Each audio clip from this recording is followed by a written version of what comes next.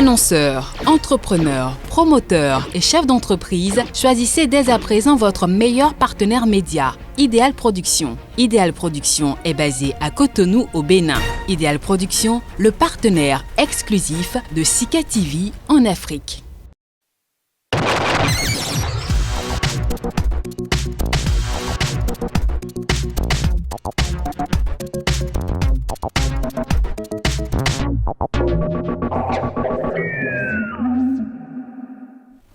Madame, Monsieur, bonjour et merci de nous accompagner dans cette partie de commentaires sur les déclarations des dirigeants, personnalités et institutions qui prennent position sur divers sujets dans le monde. 5 à 6 déclarations sont au menu de ce numéro que mettront à décrypter mes confrères. Adrien Moussou, bonjour. Bonjour Jérôme, bonjour amis téléspectateurs. Jacques Boko, bonjour. Bonjour Monsieur Kassa et bonjour à toutes et bonjour à tous. Mettons le cap sur la Tanzanie pour le tout premier extrait. C'est avec un grand regret que je vous informe qu'aujourd'hui, le 17 mars 2021, à 18h, nous avons perdu notre courageux leader, le président de la Tanzanie, John Pombe Magufuli. C'est Samia Suluhu Hassan, vice-présidente de la Tanzanie, qui a laissé ce message. Adrien. Oui, Madame la vice-présidente de la Tanzanie est dans son rôle de façon officielle. Elle vient annoncer le décès du président de la République. Vous comprenez bien que la mort dans l'âme et la gorge mouillée d'amertume, elles le disent de la sorte. Notre président... Courageux leader. Courageux leader, voilà. L'expression, c'est important. Là. Ah oui, c'est important. Chaque pays a ses réalités. Ah oui, chaque pays a ses courageux réalités. leader. Il y en a encore. Surtout que nous sommes en Afrique. Leader. Vous posez la question de savoir de quelqu'un, la question de savoir s'il y en a encore. Bon, à se rappeler Julius Nyerere. Oui, quand même, on ne peut pas comparer Julius Nyerere à Magufuli. Entre les deux, c'est vrai que c'est pratiquement le même parti qui est au pouvoir. Mais les hommes ont un temps changé. Ce n'est pas la même prestance, ce n'est pas la même carrure, ce n'est pas la même compétence, ce n'est pas la même qualité. On me dira que autre temps, autre mœurs. Mais en réalité, en fait, du pouvoir, c'est de la gestion du pouvoir qu'il s'agit, même s'il y a continuité.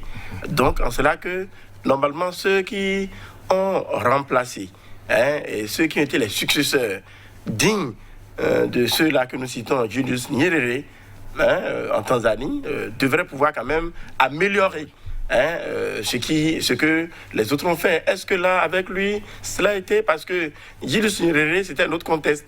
Il fallait lutter pour libérer la Tanzanie. Il fallait lutter pour l'indépendance réelle de la Tanzanie, encore que. Mais c'est vrai qu'il y a eu également des casses et des dégâts, on ne peut pas s'en cacher. Mais eux qui ont pris le relais, est-ce qu'ils ont été meilleurs? Ils ont fait mieux que ceux-là qu'ils ont remplacés? Je n'en suis pas certain. Le pays régresse, c'est ça? Ah, justement, je n'en suis pas certain. Surtout du point de vue des droits de l'homme et de la démocratie. La dernière élection présidentielle qu'il y a eu en octobre, si je me trompe, nous savons bien comment ça s'est passé. C'est vrai qu'il y a eu quand même un score honorable, comme ils ont l'habitude de le dire, mais l'opposition a contesté. Il y en a encore sur le continent? Justement, ce score-là? Ah oui, il y en a. Il y en a sur le continent.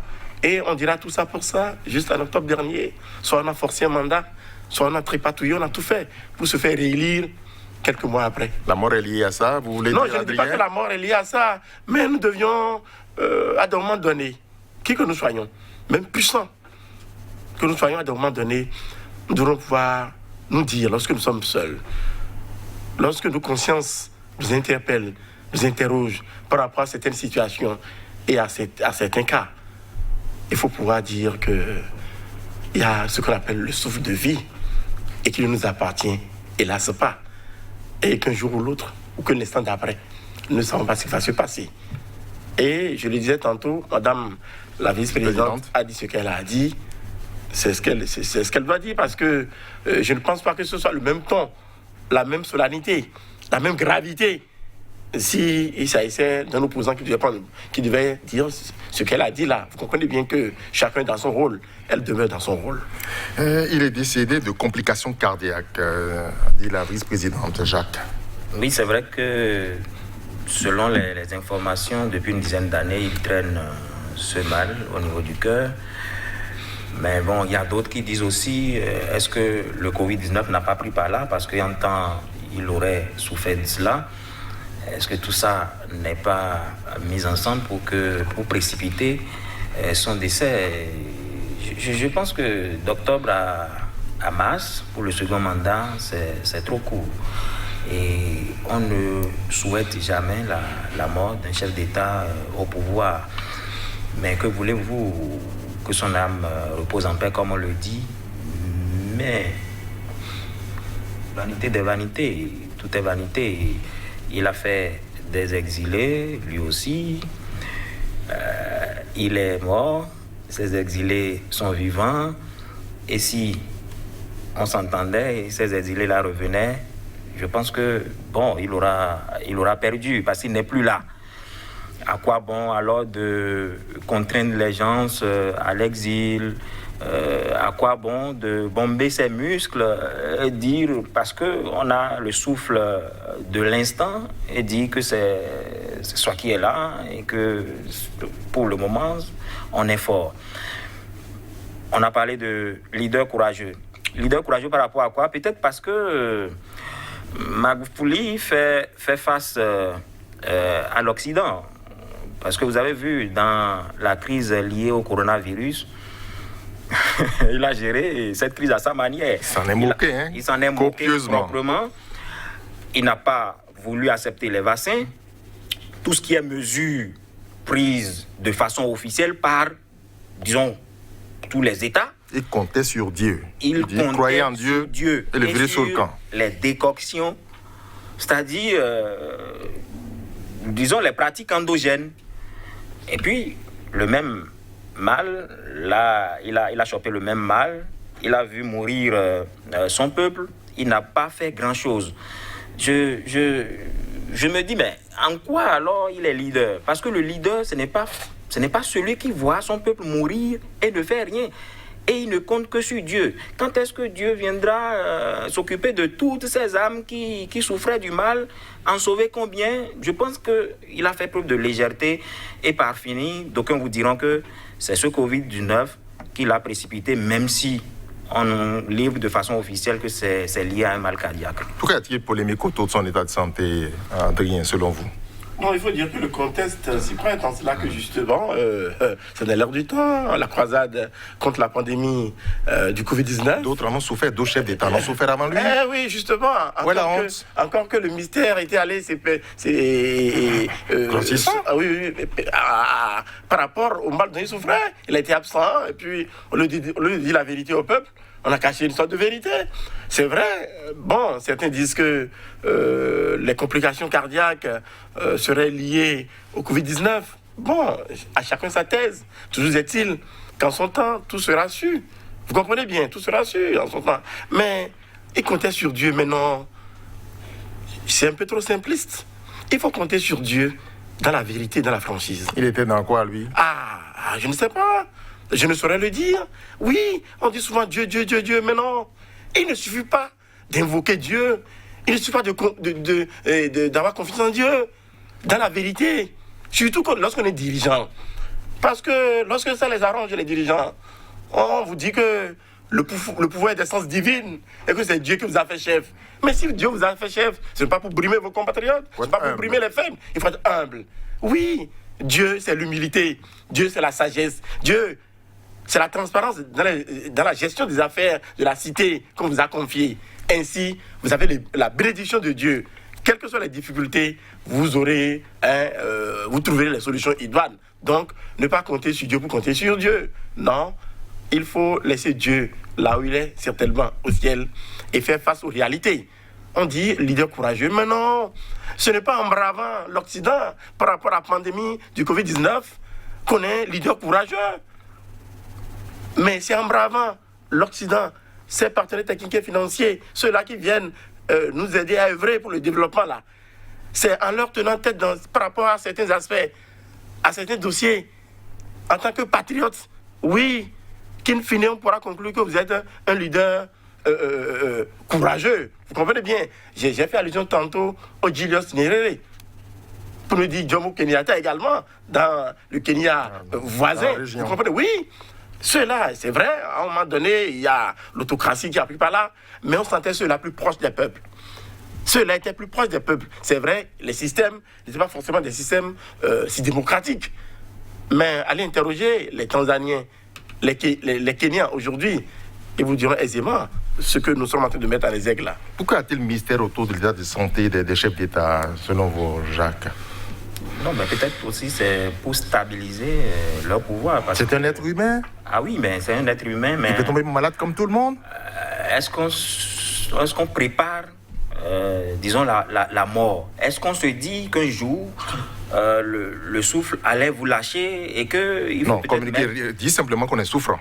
Oui, on est souffrant, mais il y a peut-être que d'autres peuvent précipiter votre mort. Le peuple a droit à l'info. Je suis d'accord avec vous. Vous lui appartenez, directeur des chefs d'État. Absolument, il faut la transparence sur votre... Et puis, vous êtes une personne publique désormais. Donc, normalement, vous devez, en toute transparence, dire ce dont vous souffrez. Mais ici, il y a beaucoup de polémiques autour de sa maladie. Et je suis sûr que c'est parce qu'il tient tête certainement à l'Occident qui n'a même pas pu se faire évacuer. Il est mort dans un hôpital à Dar es Salaam du pays. C'est vrai. Il faut peut-être encourager les chefs d'État à se faire soigner dans leur pays, si le plateau technique est bien. J'ai aimé, mais est-ce qu'il n'a pas fait aussi preuve de légèreté parce qu'il n'a pas voulu aller se faire soigner en Occident, sachant bien qu'il tient... Il s'est moqué d'eux il y a quelques heures. Oui. Voilà, et voilà la réalité qui est là. Est-ce que le même qui refusait les vaccins de l'Occident va prendre l'avion de l'Occident et aller se faire soigner en Occident? Peut-être qu'il a dû faire tous ses calculs et il s'est dit, bon, il vaut mieux que je me fasse soigner chez moi. Maintenant, 61 ans, c'est très peu. Et je pense quand même qu'il pouvait, ne serait-ce que prendre les mesures les plus banales, c'est-à-dire soit le confinement, il a refusé même le couvre-feu. Entre avril et fin mai, aucune statistique sur les cas de maladie et lui-même, il revient en juin pour dire que lui, c'est désormais Covid-0 en Tanzanie, par la grâce de Dieu encore. Vous voyez à quel point il a tellement banalisé le mal pour un dirigeant, pour un leader. Quelle leçon il envoie, quel message il envoie dans l'opinion à son peuple. Et il se dit leader, c'est vrai, on l'a toujours surnommé bulldozer, mais bon, par rapport à quoi? Est-ce par rapport à ce qu'il a fait comme chantier? Et quels sont ces chantiers? Est-ce que les Tanzaniens sont satisfaits à 84% comme son taux de réélection? Je n'en sais rien. Mais il y a la réalité qui est là. Donc, bon, le plus important pour les dirigeants, c'est de travailler pour le peuple et de penser aussi à l'instant d'après, parce que l'instant d'après peut nous échapper à tout moment. Voilà. Il se sait malade, pourquoi aller au pouvoir? Alors là, ne l'accusez pas. Votre vie, vie. Oui, il se sent malade, mais pour aller au pouvoir. Mais il se sentait malade, pourquoi avoir brigué un second mandat? Et là, ne l'accusez pas. Accusez ces structures, ces de contre-pouvoir, ces institutions de contre-pouvoir, ces médecins assermentés qui ont été réquisitionnés pour fouiller. Pour fouiller les documents et les dossiers, qui ont reçu les dossiers relatifs à leur état de santé. Le tableau clinique. Mais vous savez bien, quels sont ces membres d'institutions de contre-pouvoir qui ont le courage de dire que ce candidat-là, président en exercice et candidat à sa propre succession, est inapte. Qui sont ces médecins et ces membres du Conseil constitutionnel qui ont le courage de le déclarer inapte? Laissons la cour, les médecins. Alors, à partir d'eux. Mais le serment d'Hippocrate, on s'en fout. Pourvu que les espèces sont notées trébuchantes. Ils sont payés pour? Justement, oui. Et effectivement, quand même, vous n'allez pas, mais c'est une consultation. Mais vous m'envoyez un candidat, vous m'envoyez des candidats qui doivent défiler devant moi pour des examens en attendant par rapport à leur état de santé. Quand même, nous avons des laboratoires, nous avons des équipements, vous devez payer. Comme tout le monde? Comme tout le monde. Alors? Justement, oui. Donc, ils n'ont pas ce courage et ce pouvoir. Une fois encore, l'élite, nos élites, justement, parce que c'était que depuis une dizaine d'années, ils traînaient ces problèmes-là. Mais on ne devait même pas l'autoriser à être candidat à l'élection présidentielle. Et l'autre l'a dit tout à l'heure, Vanitas vanitatum et omnia vanitas, vanité, vanité, toute vanité. On aurait pu l'empêcher d'être candidat à l'élection présidentielle. Ils ont manqué une fois encore le courage. Vrai, Jacques? Absolument. Je vous donne un simple exemple. Allez-y. Au Bénin, on a fait enfermer plusieurs médecins qui ont été accusés parce que de complicité, de faux tests de Covid-19. Si déjà, à la base, ça se fait, imaginez, le citoyen comme moi qui n'a pas assez de moyens, peut-être c'est 20 000 ou bien c'est 10 000 et on vous fournit un faux test pour peut-être dire que vous êtes négatif. Vous passez. Ça, c'est déjà à la base. Qu'en serait-il du sommet quelqu'un qui a les moyens? Vous voyez que le médecin peut céder aussi facilement. Donc, c'est vrai, c'est quelque chose qu'il faut condamner et appeler les gens à assumer pleinement leur rôle. Surtout, la charge du président de la République, ce n'est pas une charge à banaliser. C'est le premier citoyen, c'est lui qui décide du sort d'un pays. Vous le savez, malade, et vous validez sa candidature, parce que c'est vous qui validez sa candidature avant que peut-être la Cour constitutionnelle ne le fasse. Si vous l'avez déclaré inapte, la Cour constitutionnelle ne pourra rien. Donc vous êtes complice on peut dire que ces médecins, oui, ont été complices, même peut-être depuis le premier mandat. Vous voyez à quel point on a mis en difficulté le peuple tanzanien, parce que ça pouvait basculer la mort de ce président de la République. Vous voyez. Donc, il faut en appeler à une prise de conscience et que les gens se fassent correctement et en toute conscience leur boulot. Adrien, une femme à la tête de la Tanzanie, bon présage pour les opposants, pour le pays même? Ce devrait être un bon présage. Si Madame la vice-présidente qui deviendra présidente pour achever le mandat faisait preuve d'esprit d'ouverture. Et elle a intérêt à le faire parce qu'elle n'est pas sans savoir que la situation n'est pas du tout reluisante. En cela, justement, qu'il lui faut faire preuve d'esprit d'ouverture puis permettre quand même aux opposants de s'exprimer dans le pays. Permettre aux exilés de regagner leur pays. Tous les pays en ont visiblement. Sous nos tropiques, c'est monnaie courante. C'est quoi ça? Ah oui, ils sont gênants, ces opposants-là. Ils sont gênants. Nous n'avons de cesse de le dire. Une fois qu'on constate que parmi eux, on fait le tri, on voit qu'il y a certains qui ne sont pas si inoffensifs que ça. Il faut leur trouver quelque chose. Il faut les obliger à s'exiler. S'ils ne sont pas mis en tôle, mis au gnouf, chez eux, il faut qu'ils déguerpissent rapidement. Sinon, on leur fait la fête. Parce qu'en étant sur le territoire libre de leur mouvement, soit ils peuvent aider à faire élire vos concurrents, ils peuvent être candidats, se faire élire et chercher à régler des comptes. Donc, les stratagèmes sont échafaudés pour les mettre hors d'état de nuire. Une femme pour la Tanzanie, c'est bon pour vous, Jacques? Pourquoi pas? Il faut les encourager parce que d'abord, la femme, c'est la mère de l'humanité. Et la femme, normalement, c'est la souplesse. M. Adrien Amoussou l'a dit, il faut qu'elle ait l'esprit d'ouverture. La femme, on a dit que c'est la bonne gouvernance.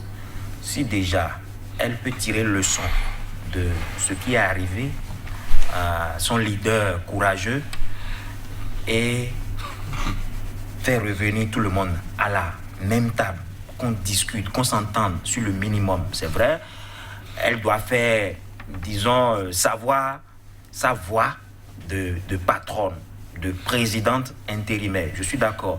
Mais ça peut se faire aussi dans la flexibilité. On peut concéder des choses. Les opposants peuvent espérer rentrer. Absolument. Il le faut. Et moi, je voudrais repartir un peu en arrière pour dire que je ne suis pas contre. Au contraire, j'applaudis l'approche de comptons sur nos propres forces de Magufuli. Je suis d'accord avec lui que l'Afrique commence à expérimenter ses valeurs, ses richesses, parce que nous en avons. Et pour le coronavirus, je vous assure, en termes de capitalisation d'acquis, qu'est-ce qu'on pourra dire demain? Qu'est-ce que l'Afrique a pu apporter à la lutte contre le coronavirus? Jusqu'à présent, c'est des choses que nous avons lancées ici et là, mais nous n'avons pas pu tirer grand-chose, à part que on a dit discipline, gestes barrières, distanciation et les vaccins nous sont venus de l'extérieur. Et lui, il a fait quoi? Lui, il a au moins... Seulement dit non. Non, il a recouru à l'option malgache. Et ça a donné quoi? Mais ça a donné quoi, justement? Si, par exemple, tout le monde s'était réuni, si l'Union africaine peut-être avait porté ce combat, même si, bon, ça n'a pas de lendemain. Nous allons y revenir, Jacques. Je pense que c'est quand même déjà un idéal, sauf que les Kwame Nkrumah l'ont fait, mais ils en sont où aujourd'hui? C'est là la grande question aussi. Et nous partons pour le pays de Macron. Et il dit quoi, Macron? La décision qui a été prise est de suspendre par précaution la vaccination avec AstraZeneca en espérant la reprendre vite si l'EMA donne son feu vert. Jacques. Décision sage. Et cette décision vient donner en partie raison à Magoufouli qui a refusé d'être extraverti. Parce que, enfin, tout ce qui vient de l'Occident aussi, il faut la prudence. Et je l'ai dit sur 2 émissions déjà, que moi, je reste prudent par rapport à ces vaccins qu'on nous envoie. On vous aime bien, Jacques? Oui, je suis d'accord. Je suis parfaitement d'accord. Et aujourd'hui, l'option africaine ou la solution africaine n'existe pas. Parfaitement d'accord. Qu'il faut aller au chevet de l'Afrique. Mais est-ce que vous savez que le virus, je le répète encore, ne s'est pas manifesté de la même façon partout sur le continent africain, partout sur le continent européen? Ça varie d'un pays à l'autre et d'un individu à l'autre. Moi, je peux être porteur sain et M. Amoussou a le virus, mais son corps étant fragile, n'a pas un système de défense immunitaire aussi solide. Attention, on ne va pas vivre la maladie de la même façon, mais on nous envoie le même type de vaccin. Je n'ai pas compris. Donc, moi, vous avez vu, depuis que ça a commencé, même ceux qui fabriquent ça, on dit, attention, mettons de bémol. On ressent des malaises, des grumeaux, des coagulations. C'est vrai, on n'a pas encore établi un lien direct, mais prudence, surtout pour les Africains qui en ont déjà emmagasiné là. Oui, parce que il faudrait que nous attendions d'abord, que nous suivions l'évolution de l'autre côté avant de commencer à l'appliquer à des hommes ici qui ne sont pas des animaux. Donc voilà. Adrien? Non, cela vient jeter... C'est juste. Juste, et cela vient jeter davantage le doute dans les cœurs. Parce que la réticence, nous n'avions de cesse d'en parler par rapport au vaccin qu'il faut pour mener la lutte contre la croisade contre la pandémie. Mais c'était que ceux-là que nous prenons comme modèle, ceux-là qui ont la facilité de nous envoyer les vaccins et toutes choses dont nous avons besoin et dont nous n'avons pas la capacité de production en Afrique. Si ceux-là viennent maintenant à s'interroger par rapport à l'efficacité des remèdes qui leur sont trouvés là-bas pour combattre le virus, si cela interrompt le processus de vaccination, mais qu'en sera-t-il pour nous autres qui sommes en Afrique? Nous en avons reçu ici, non? Mais nous en avons reçu, certains de nos chefs également. Oui, Jacques. Bien, on leur a écrit autre chose. Ils ont juste fait semblant devant la caméra. Ah, prudence et mère de sûreté. Prudence et mère de sûreté, il va falloir que des vérifications ou des examens conséquents se fassent avant qu'on ne se mette à inoculer le vaccin à ces catégories de personnes-là, à qui ces vaccins, ces doses-là sont d'abord destinées, parce qu'il est dit que ce n'est pas à toutes les catégories de personnes pour le moment, fort heureusement. Et ils ont eu à préciser les différentes catégories de personnes qui, pour le moment, auront droit au vaccin, aux doses de vaccin. Donc, mais la peur peut continuer chez ces personnes, même après rétablissement ou... Justement, tout est-il qu'il y a des effets, je dirais, secondaires. Des effets secondaires, mais dont on ne maîtrise pas encore les contours. Alors, nous autres ne sommes pas spécialistes du domaine de la santé, c'est dire une fois encore que nos chercheurs, nos spécialistes, grands professeurs d'université... Que font-ils, Jacques? Justement, ils sont interpellés. Oui, ils sont interpellés et surtout pour le cas Covid, moi j'estime que c'est allé déjà trop vite.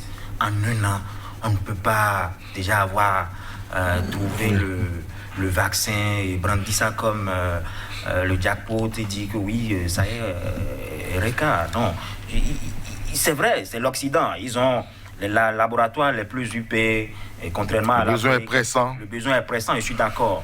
Mais on pouvait aller peut-être la phase expérimentale, pas peut-être un pays, mais ce qui étonne, c'est l'accélération avec laquelle... le virus n'attend pas, Jacques. Je suis d'accord, mais comment l'Afrique, on a contraint l'Afrique à accepter, surtout les États.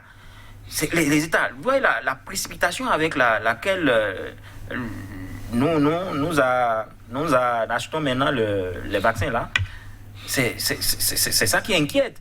Et ils sont allés même jusqu'à imposer un passeport vert. C'est-à-dire qu'au niveau des aéroports, avant que vous n'embarquez, il faut que vous présentez ce passeport qui montre que vous avez effectivement, on vous a inoculé le vaccin. Vous voyez comment on peut nous embrigader. Donc moi, par rapport à ces façons de faire, je suis d'accord que bon, l'industrie pharmaceutique, c'est un rouleau compresseur. Ça ne pardonne pas. Il y a beaucoup d'intérêts autour. Mais prudence, encore une fois, prudence surtout, il faut en appeler à la conscience de nos dirigeants. Oui, c'est que ne faudrait pas qu'on veuille dorloter le bébé, aller le réveiller encore, parce que là, quand il y aura un retournement de situation, je pense que ça sera dramatique pour l'Afrique. Et sur ce grand continent, aucune recherche. Et Magache, il sait quelque chose. Qui d'autre? Je faisais allusion tantôt à la limite ou à l'incapacité de nos grands professeurs. Il n'y a pas à blâmer les Européens après. Hein? Mais non. Vous n'avez rien fait vous-même. Toujours est-il. Non, je ne serai pas d'accord. Non, nos grands professeurs. Qu'avez-vous fait? Non, je ne serai pas d'accord avec vous. Pourquoi? Je vous dis tout de suite. Oui. Madagascar a trouvé quelque chose. Qu'est-ce que nous avons pu faire? Mais in fine. Au Bénin. Oui. Au Bénin. Un pays d'Afrique de l'Ouest également. Au Tchad. Oui. Il y a des laboratoires qui ont pu suppléer au manque de gel hydroalcoolique en fabriquant eux-mêmes. Et après ça, comment les États ont pu porter la lutte? C'est ça qu'on dit. Mais c'est ça aussi la recherche scientifique. Comment les États, j'ai parlé de l'Union africaine, j'ai parlé de la CEDEAO, j'ai parlé de l'UEMOA. Comment il y a une synergie d'action pour porter la lutte? Sinon, c'est ensemble qu'on est fort. Si Madagascar prend, si l'Afrique du Sud prend, si le Bénin prend séparément, si on ne va pas, on ne fait pas un mouvement. Jacques discute les chercheurs tranquillement. Hein? Non, moi je reviens la charge.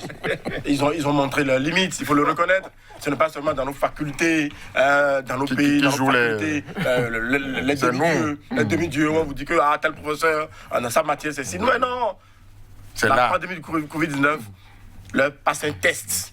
Alors là, il faut qu'ils passent le test avec succès. Nous allons voir, nous allons en son temps apprécier par rapport à l'industrie pharmaceutique.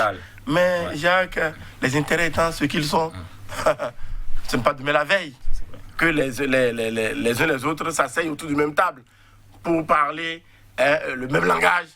Les intérêts sont ce qu'ils sont, ce n'est pas demain la veille. Et nous sommes maintenant au Congo-Brazzaville. Sassou Nguesso est candidat à un 4e mandat.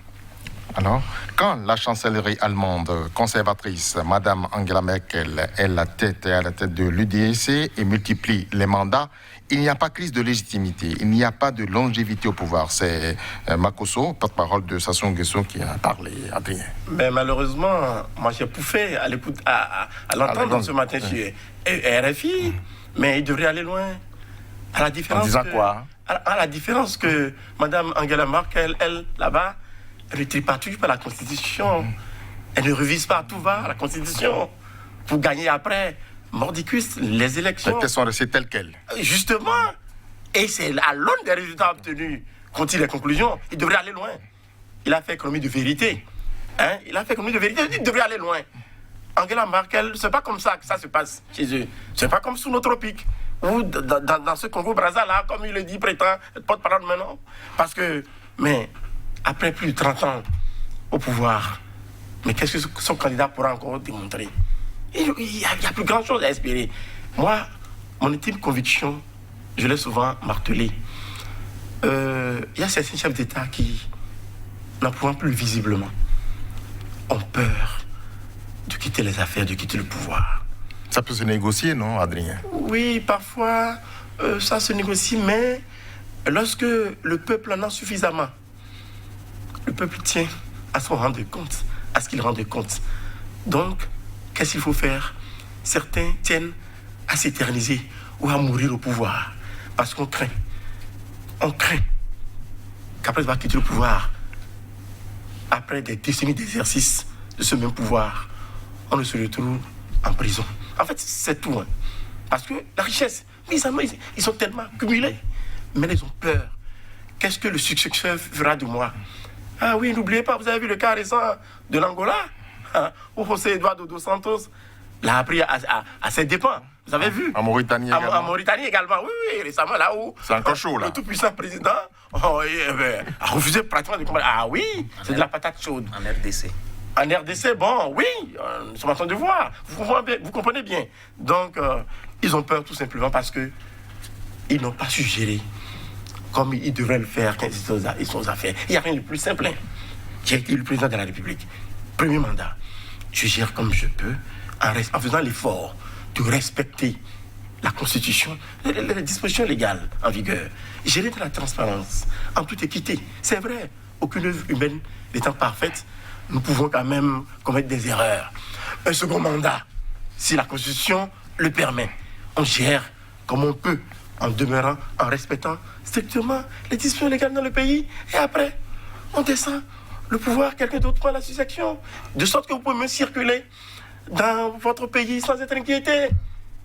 De quoi ont-ils peur, ces dirigeants-là, qui veulent mourir au pouvoir? On cite Berkel pour se donner bonne conscience. Jacques. C'est ridicule. Et M. Amoussou l'a dit, il a fait carrément économie de vérité. Il n'est pas allé loin. Mais il n'est pas le seul à le dire. Beaucoup de chefs d'État, pour justifier l'illégalité, s'accrochent à la branche, disons, allemande. Voilà, on cite souvent. Heureusement que c'est le seul cas qu'on cite. Et elle est prête à partir, la dame. Elle est prête à partir. Sans contrainte. Sans contrainte. Encore que, en Allemagne, la loi fondamentale ne limite pas le nombre de mandats. Contrairement à beaucoup d'États africains, où on dit 2 mandats Point final. Non renouvelables. 2 mandats. Vous ne pouvez pas faire plus de 2 mandats. Et pourtant, on va jusqu'à sauter le verrou. En Allemagne, c'est un régime parlementaire. Et c'est le peuple qui va choisir les parlementaires. Et en retour, le parti politique ou la coalition qui a la majorité désigne le ou la chancelière. Si Angela Merkel a pu bénéficier chaque fois de la confiance du Parlement ou des députés, mais où est le problème? Ça veut dire que c'est le peuple qui a voulu cette continuité, contrairement à ce qui se passe en Afrique, où les élections ne sont pas libres, ne sont pas transparentes, ne sont pas inclusives. Donc il y a déjà une grande différence. On ne peut jamais faire cette comparaison. Et ce porte-parole, normalement, il doit se cacher. Il a fait brillamment. Hein? Oui, lui, il s'était pas du tout gêné. Hein? Il a fait brillamment. Il est jeune, Adrien. Oui, il a fait brillamment. Il dit ça de son grand-père. Justement. Que le grand-père est toujours bon au poste. Oui, c'est comme le plus jeune candidat dans le présidentiel. Il dit, il y a quelques jours, il a 39 ans, 39 ans. Il dit que quand il est à l'école, c'est Denis Sassou Nguesso qui l'a connu. Au collège, il a fini. À l'université, il a fini. Quand même, vous comprenez bien. Il aura tout dit.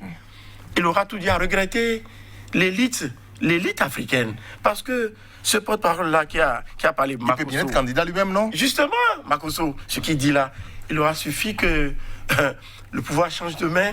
Vous allez voir, nous allons assister à un retournement de veste encore déplorable. C'est ça, les cadres, les jeunes cadres africains. Il ne veut pas se faire construire lui-même son avenir. Il préfère s'abriter derrière ceux-là pour venir défendre les défendables. Il est en manque d'arguments. Ce sont des arguties qu'il a jetés ce matin au jeu du monde sur RFI. En plus, on l'a dit, la constitution, la loi fondamentale allemande ne limite pas le nombre de mandats. Angela pouvait rester là jusqu'à sa mort. Suffit qu'elle ait l'onction du Parlement, elle peut briguer. Mais certainement, de façon libre, de façon démocratique, elle dit « je cède ma place ». Peut-être en évaluant peut-être ses capacités, et le temps déjà, les 15 ans... Je pense même à sa santé, c'est possible. Voilà, c'est ce que je dis. Mais combien de chefs d'État qui ont déjà fait 30 ans au pouvoir, 40 ans, pensent à leur santé et se disent « mais il faut que je me retire finalement ». Si ce n'est pas la mort qui certainement ira les chercher du fauteuil un jour. Donc c'est aussi là la différence. Angela et les chefs d'État africains, ce n'est pas la même chose, ce n'est pas la même constitution, ce ne sont pas les mêmes réalités, ce n'est pas le même système politique, ce n'est pas le même environnement. Donc là-bas, il y a plus de transparence, il y a plus d'équité, contrairement aux jeux sordides auxquels nous nous livrons en Afrique. Donc restons au Congo. Adrien, l'épiscopat, le pouvoir lui a refusé le récépissé pour l'observation des élections. À chaque pays, son récépissé. Il fallait s'y attendre à cela qu'il y a quelques semaines, la conférence épiscopale du Congo, Brazzaville a donné de la voix pour dénoncer ce qui s'y passait par rapport à cette élection-là. Vous comprenez bien qui devrait s'attendre à ce nom pour son mousse. Donc, ils doivent prendre leur mal en patience, espérant que, l'heure sonnera, le moment viendra où ils auront encore à assumer des fonctions du genre, être un observateur.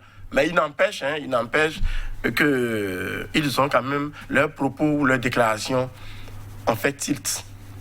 C'est parce que justement, leurs propos en fait tilt et gênent qu'en signe de représailles, on refuse de leur délivrer ce qu'il faut leur délivrer pour qu'ils puissent véritablement être observateurs ou superviser à leur manière les élections. De quoi a peur le pouvoir? Exactement. De quoi a peur le pouvoir? Ça veut dire réellement que l'animal est atteint, n'aime pas les pics ou les flèches de la conférence épiscopale. Encore que, nous l'avons dit ici, ce sont quand même des pics fondés et équilibré, le discours est équilibré parce que dans le même temps, on reconnaît que vous avez bien fait et on dit aussi ce qui ne va pas.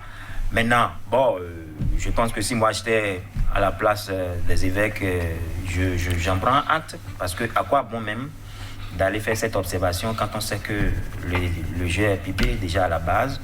Qu'est-ce qu'on veut aller superviser? Qu'est-ce qu'on veut aller observer? Qu'est-ce qu'on veut aller évaluer? On va le faire. On va faire certainement des recommandations au soir de l'élection. Qu'on va jeter au panier, c'est ça? On va jeter au panier. Voilà. Nous sommes en Algérie maintenant. Le parti pris de France 24 dans la couverture des marches du vendredi est flagrant, allant jusqu'à recourir, sans retenue aucune, à des images d'archives pour les antidater. Amar Bellimer, ministre algérien de la communication, a parlé. Je suis avec vous, Adrien. J'aurais pu être le conseiller technique à la communication de ce ministre-là pour lui faire comprendre que dans notre métier, surtout en télévision, et parfois on peut se servir des images d'archives pour illustrer les commentaires. Et oui, on peut se servir des images, mais certainement que ces conseillers ont manqué au devoir. Il n'est pas du milieu.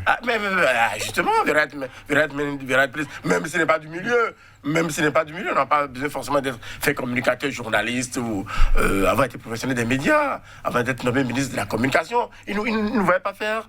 Depuis au moins les indépendances. Il dit que c'est fait exprès, c'est pour manipuler.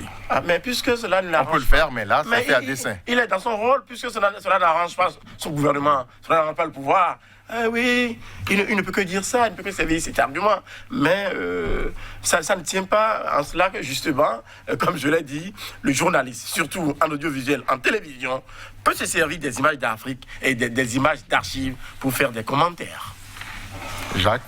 Oui, l'Algérie, une fois encore, nous donne raison quand on avait débattu de l'arrestation, de la libération de notre confrère algérien qui était correspondant de TV5 Monde et puis de Reporters sans frontières. Nous l'avons dit sur ce plateau. Est-ce que ce n'est pas parce qu'il est correspondant de ces médias français qu'il a été traité de la sorte?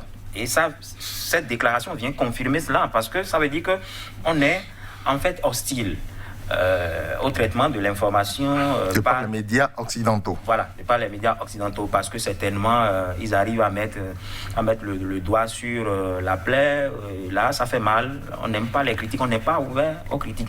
Vous savez, c'est le manque de transparence dans la gestion, dans la gouvernance qui amène tout ça. Sinon, si vous ne vous reprochez rien, si vous n'avez peur de rien, si votre conscience ne vous reproche absolument rien, normalement, les médias diffusent ce qu'ils doivent diffuser et vous en prenez simplement acte. Et si vous faites confiance à votre peuple, moi, je ne vois pas en quoi un commentaire ou des images d'archives pourraient vous faire gratter le corps. C'est parce qu'on n'a pas confiance en ce qu'on fait en faveur du peuple, dit-on. Sinon, bon... encore que sur le continent, ce sont ces récriminations qu'on fait généralement à l'endroit de nos confrères, surtout des médias occidentaux, mais notamment de la France.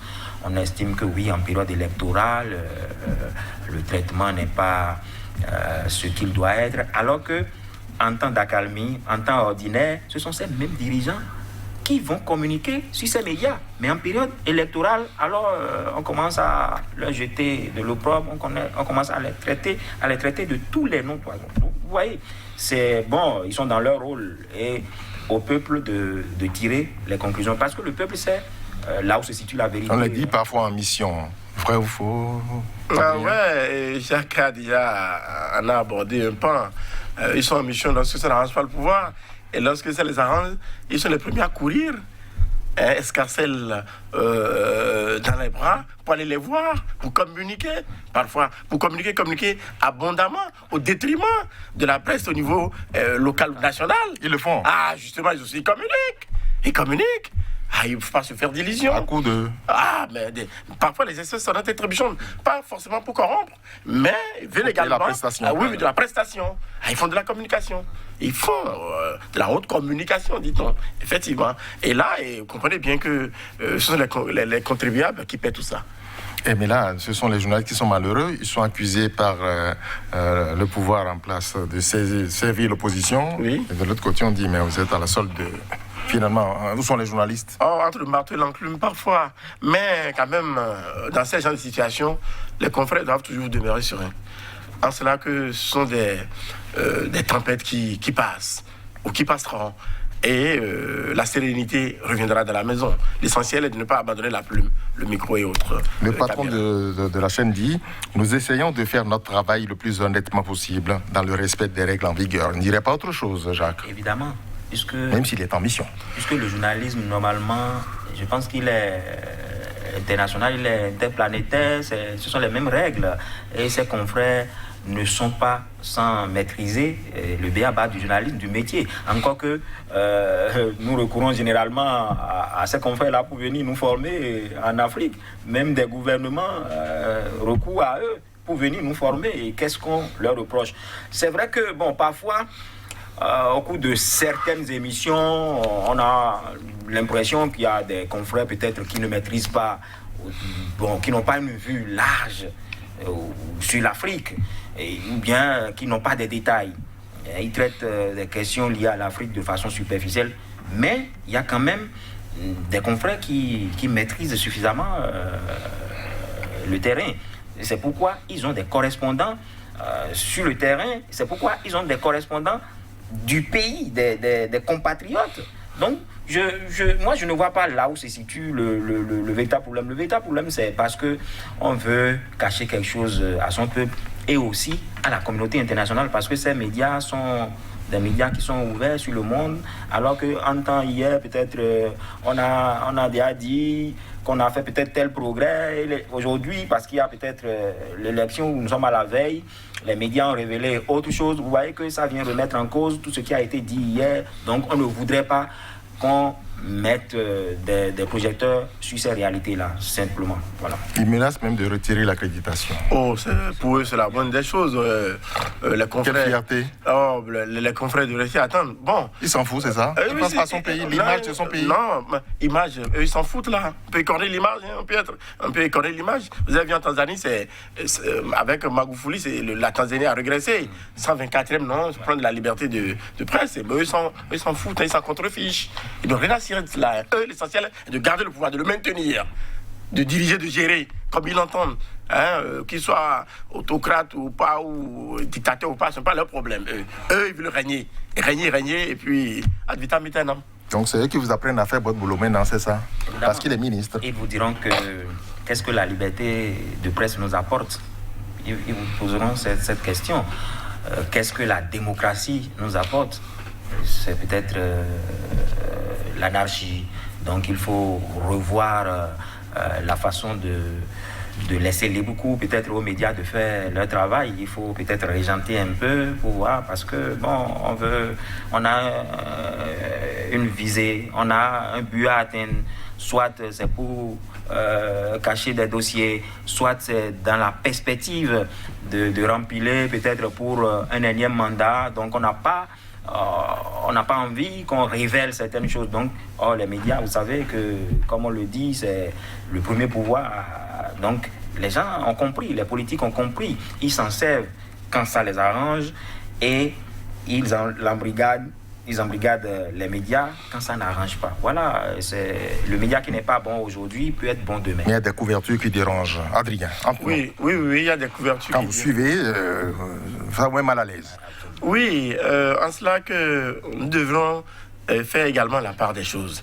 Bon, il n'est pas dit que au niveau de la presse ou dans le milieu, tout est parfait, tout est rose.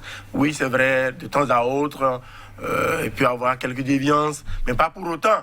À remettre en cause le professionnalisme et la qualité du travail qui se fait par les journalistes. Encore que vous pouvez exercer votre droit de réponse, vous pouvez aller réagir pour rétablir la vérité. Qu'est-ce qui ne va pas?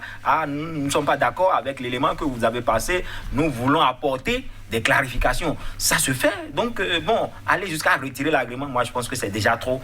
Le pouvoir algérien peut aller demander un droit de réponse, peut aller exercer son droit de réponse. C'est connu de tous, c'est internationalement reconnu. Voilà. Nous sommes au Sénégal. Officiellement, nous suspendons provisoirement ces manifestations pacifiques. Nous avons exprimé notre volonté de porter auprès du calife notre message. C'est Aliou Sané, coordonnateur du mouvement Y en a marre, qui l'a dit, Jacques. Oui, et c'est une décision sage. Parce que lorsque vous menez une lutte et qu'il y a un médiateur, lorsqu'il y a des partis qui ne sont pas d'accord, il y a un médiateur qui vient, qui dit, allons arrêter d'abord, il faut obtempérer. Encore que dans des pays comme le Sénégal, des personnalités comme le Khalif sont très respectées. C'est comme au Burkina Faso avec le Mogonaba. Quand elles parlent, ces personnalités-là, les gens les écoutent. Ils jouissent, sinon qu'elles jouissent encore d'une certaine crédibilité, leur voix porte dans l'opinion. Mais ce n'est qu'une suspension provisoire. Ça veut dire qu'on n'a pas encore capitulé, on n'a pas encore déposé les armes en griffe, puisqu'il y a des revendications. Et comment ça va se passer? Est-ce que le pouvoir, parce qu'il y a au moins une dizaine de points de revendication, est-ce que le pouvoir pourra satisfaire? Parce qu'on va jusqu'à demander à Macky Sall de dire publiquement qu'il n'y aura pas question de troisième mandat. Et la fois passée, je disais que ce serait un exercice très difficile pour Macky Sall. Voilà, donc comment ça va se passer les jours à venir? Suspension provisoire, est-ce qu'on ne va pas revenir à la charge après si le gouvernement n'arrivait pas à accéder à leur plateforme revendicative? Qu'est-ce qui adviendra? Musulmans et catholiques, tous ensemble au chevet de la République au Sénégal. Adrien. On ne peut pas souhaiter mieux. C'est de ça qu'il s'agit, c'est de ça qu'il est question. Jacques parlait des autorités morales, religieuses. Il y en a dans ce pays. Il y en a, heureusement, fort heureusement encore, dans ces pays-là. Il n'y en a pas partout? Non, il n'y en a plus partout, malheureusement. Et oui, parce que lorsqu'à un moment donné, vous n'en pouvez plus au niveau de la classe politique, et que les autorités morales, religieuses, veulent intervenir ou décident d'intervenir afin que vous puissiez fumer le calme de la paix, vous devez les écouter. Mais malheureusement, il n'y en a plus dans certains pays africains. Il faut quand même tirer un coup de chapeau à ces autorités morales et religieuses sénégalaises qui ont encore de la crédibilité. Parce que c'est de ça qu'il est question. Il ne s'agira pas de dire autre chose avec l'opposition et dès qu'on aura tourné dos, c'est fini, on se ravise et on fait un double jeu. Mais non, il n'en sera pas question là-bas. Donc, Sinon, ce mouvement-là ne serait pas interrompu de sitôt. Et là, désormais, les différents protagonistes se regardent en chaîne de faïence. Et comme Jacques l'a dit, on attend de voir ces revendications-là portées à l'attention du président Macky Sall. On attend de voir comment est-ce qu'il va les apprécier, les gérer et quelle sera la suite à donner. Parce que déjà, le président sénégalais Macky Sall voit déjà les taux se resserrer autour de lui. Vraiment, Adrien? Ah, justement, dans ces pays-là, on ne badine pas avec. Vous avez vu un temps, lorsque le président Abdoulaye Wade voulait forcer également ce même mouvement, il y en a quand même a été un levain. Et vous avez vu comment ça a pris. Donc, de ce côté-là, il faut faire beaucoup attention. Il sait désormais qu'il faut marcher sur des œufs, même s'il tient à un 3e mandat. Mais soyez rassurés, il peut changer de stratégie. Il peut positionner finalement quelqu'un d'autre parce que... Pour lui-même, c'est fini, vous voulez dire? Non, je dis c'est une stratégie parmi tant d'autres. Parce que celui qu'on tient à empêcher d'être candidat, on fera tout pour le condamner. On fera tout pour salir, comme le dit vulgairement son dossier, le condamner. Afin qu'à l'occasion de la présidentielle en 2024, si Dieu nous prête vie, afin qu'on découvre quand même que son casier judiciaire n'est pas vierge. En cela, justement et précisément, qu'il faille disqualifier cette candidature-là parce qu'elle paraît déjà gênante. Vous voyez donc ça dans cette dimension-là, tout le monde sauf Sonko? Oui, mais tout laisse aller sur cette piste-là. Vous avez vu comment le déroulement de l'actualité lié à Sonko, hein, on le voit dans cette posture. Nous avons déjà parlé ici du cas Khalifa Sall, l'ancien maire de Dakar, Karim Wade, qui n'est pas aujourd'hui au pays. Je pense qu'il doit être en Arabie Saoudite. Voilà. Donc, aujourd'hui, qu'on lui demande encore de libérer tous les opposants et de cesser l'acharnement contre les opposants, de cesser l'acharnement contre Sonko, vous voyez que c'est vrai, on le voit là déjà dans un étau, parce que s'il libère les opposants et que ceux-là en arrivaient à recouvrer leur liberté, vous voyez, ce n'est pas bien pour son mandat. Même s'il ne veut plus remplir, il faut qu'il arrive à assurer l'alternance, il faut qu'il arrive à assurer ses arrières. Comment va-t-il s'y prendre? Est-ce qu'il va effectivement accéder à ces doléances ou à ces revendications? Moi, je pense que tout n'est pas perdu. C'est autour de la table qu'on peut s'écouter, qu'on peut faire des concessions. Il lui revient d'appeler ses vis-à-vis, de discuter avec eux. Oui, voilà, moi, ce que vous me demandez, ouais, je ne peux pas libérer tous les opposants. Voici ce que je peux concéder en lieu et place. Je pense qu'avec les chefs religieux, les personnalités morales là, on peut en arriver à avoir, disons, un accord à la fin de ces rencontres-là. S'il veut sortir par la grande porte, il doit s'y prendre le plus vite que possible avant qu'il ne soit trop tard. Nous allons finir au Brésil. Je voudrais que le peuple brésilien ne suive aucune des décisions imbéciles prises par le président de la République et son ministère de la Santé. C'est l'ex-président Lula. Oui, nous autres allons censurer le qualificatif, quoi.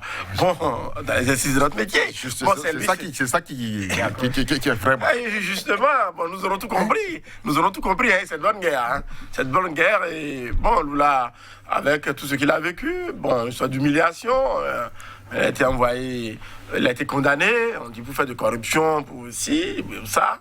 Bon, le voilà.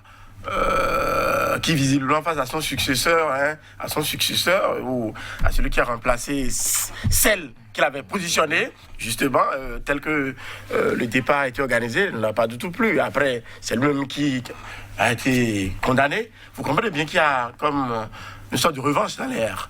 Comportement d'ancien chef d'État. Oui, donc d'ancien chef d'État, il ne fallait pas en arriver jusque-là, malheureusement. Mais ce fait que celui qui est là également, bon...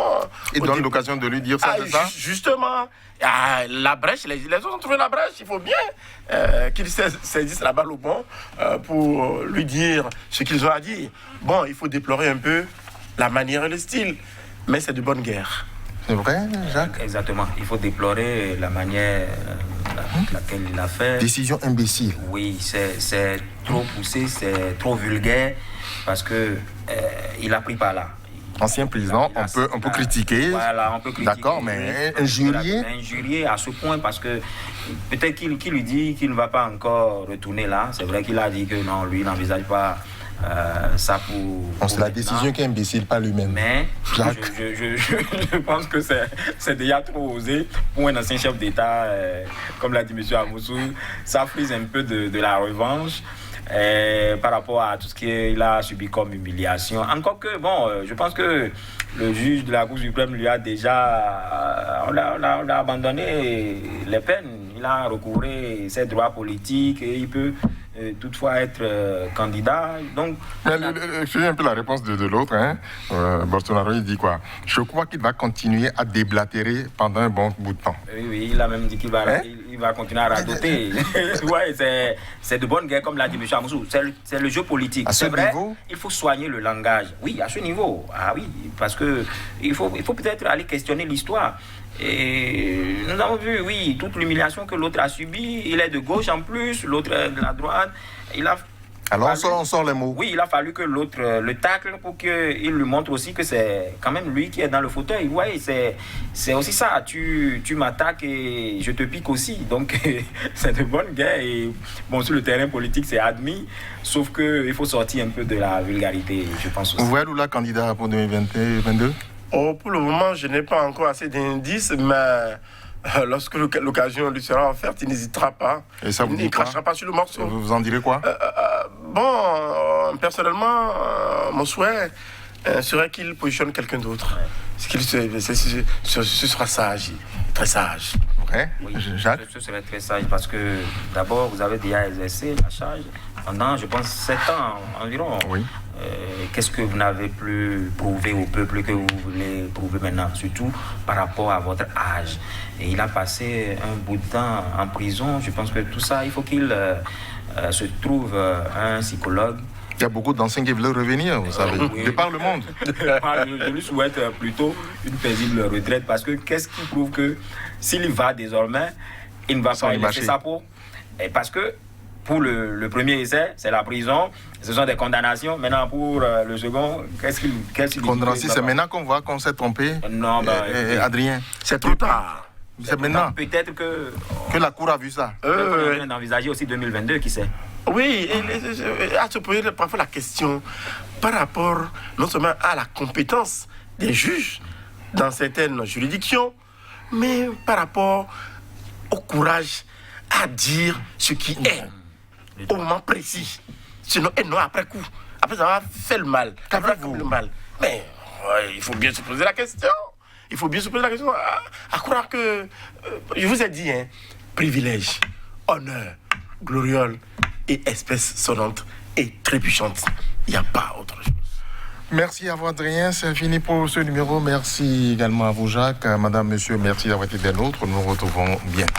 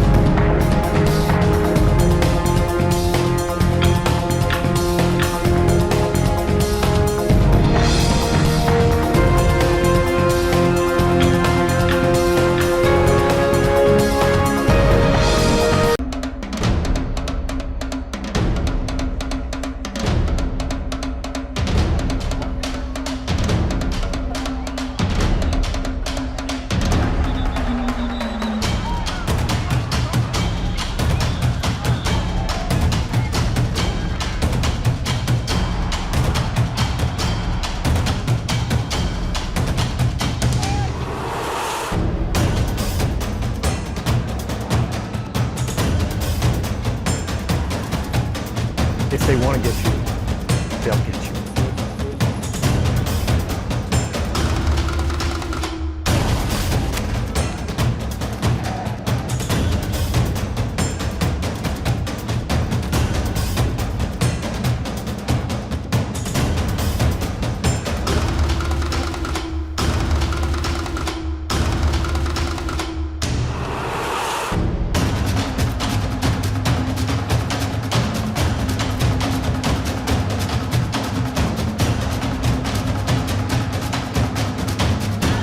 Restez informés à chaque instant sur SICA.